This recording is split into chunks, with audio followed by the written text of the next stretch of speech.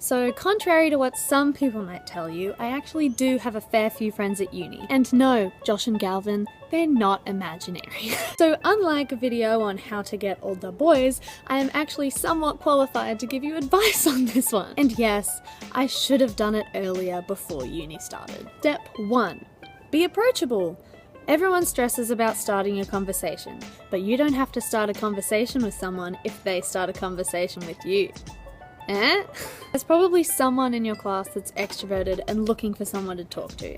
And if I'm in your class, then there's definitely someone in your class that's extroverted and looking for someone to talk to. But even us extroverts can get intimidated and shy away sometimes. So be approachable. This means don't dress to impress. Super well-dressed people are intimidating. They've got their life together. They've got standards. They've got places to go. They've got other things on their mind, like taxes and petrol prices. They don't have time for frivolous things like friendship. They're intimidating. So play it safe and just dress slightly above average if you absolutely have to. This is one thing I love about my Hufflepuff shirt, because no one is intimidated by someone wearing a Hufflepuff shirt. And it doubles as a way to screen out the haters. Step 2. Starting a conversation. Why are we so afraid of starting conversations? It's because we're afraid the other person will reject us and end it. But they can't end a conversation you never started.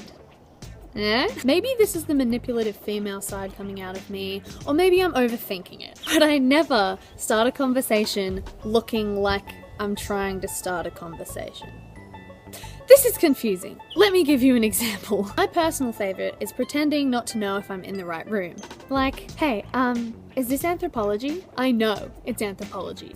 I checked the room number 5 times. I came here an hour ago to make sure I'd know where to go.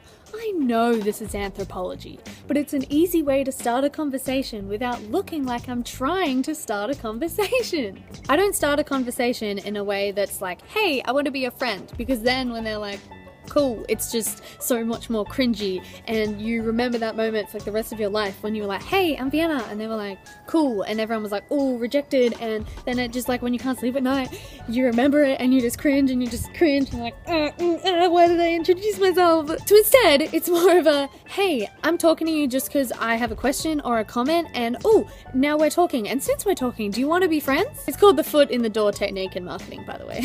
Another example of this is, I'm so tired. What time did you have to get up to get here this morning? This is great for early morning tutorials, and also it's great because a uni student will never miss an opportunity to complain about how tired they are, or to bring up their coffee addiction. Step 3. Find out their name. Just slip a simple, oh, I'm Vienna by the way, into the conversation, and they'll say, oh, I'm so-and-so. Step 4. Find out their name again, because you forgot. In my accounting tute last year, there was this guy that would always get to tutes 10 minutes early, and I always got there 10 minutes early. So we'd talk for like 10 minutes outside the class, and then I got to week 5 and I realized I had no idea what his name was. And I was like, well, I can't ask because it's been too long, and it's gonna be offended, and it's gonna be awkward. So I tried to do the old, hey, can you add yourself on my Facebook? And I handed him my phone so we could like type in his name. And then the tute started, so he handed me back my phone and was like, oh, just add me yourself. And I was like, no! So finally, in week 6, I was like, look, this is really awkward, and I'm so sorry, but I've completely forgotten your name. And he just laughed and was like, oh, thank God, I've been trying to remember your name for weeks, and I didn't want to bring it up because I felt like I'd left it too long. Moral of the story, everyone's forgotten a name at some point. They will forgive you for forgetting theirs, and if they don't, then they're really petty and you don't want that in your life anyway. Or, if they're a guy, just guess Josh, because there's so many of them.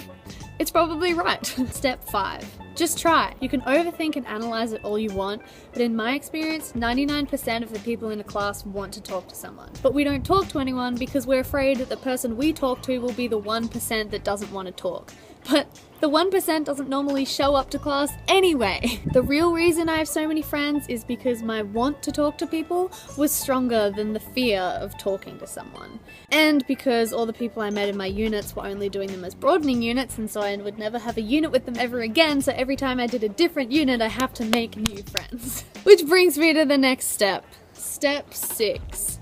Doesn't matter how many friends you make if they never show up.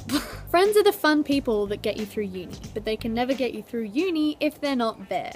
So make friends with the people that are there the same amount as you. If you're a nerd, then make friends with the people you're gonna run into when you go to/live in the library. If you love your social life, then make friends with someone who's also skipping the lecture you're both meant to be at because they're also still hungover from the party you were both hanging out at last night. So there you have it, beginner's guide to how to make friends at uni. I hope this helps you. I'm sorry I didn't do it earlier, and thank you to the people that helped me make this video by being my friends. You made a good decision. I will see you absolute potatoes later. Peace out.